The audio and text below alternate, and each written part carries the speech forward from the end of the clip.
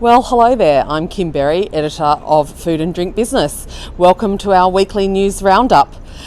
This week, Fonterra Australia has announced that it has sold its Deddington site in Victoria to the animal nutrition company ProviCo. The Deddington site went up for sale in May, or Fonterra closed it last year in May.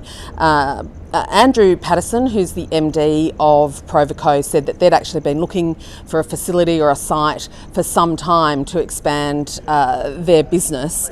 It'll be really interesting to see. He's talking about that they'll have some really good local employment.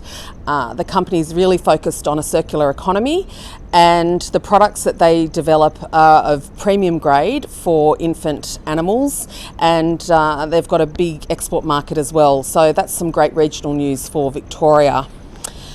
Bega and TNG Global put out their results in the last couple of days.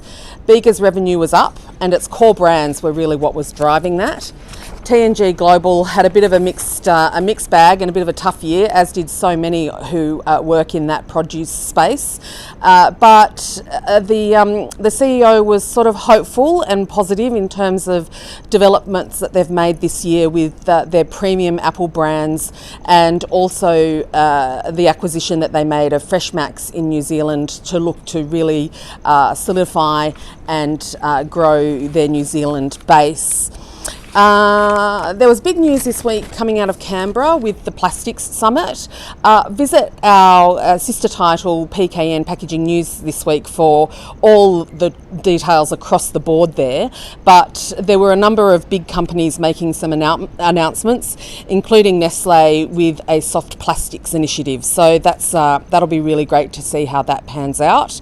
Not to be outdone, potato farmers have announced that they're doing they're partnering with the Fight Food Waste CRC to try and stop 100,000 tonnes of potatoes going to waste.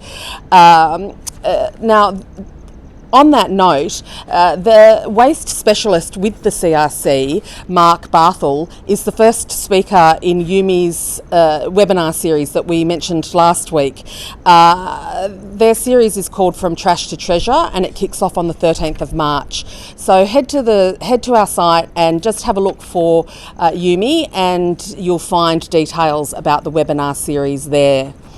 In another workshop scenario, the Risk Management Institute of Australasia are running a series of workshops in Sydney, Melbourne and Brisbane on COVID-19 and ways looking at how you can minimise the operational, financial and reputational risks from the virus. I don't think they'll be talking about hoarding toilet paper, but I'll let them determine that for you.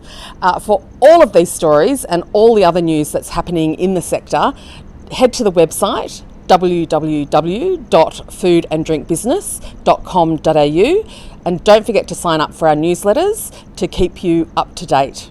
And with that, I'm Kim Berry, over and out.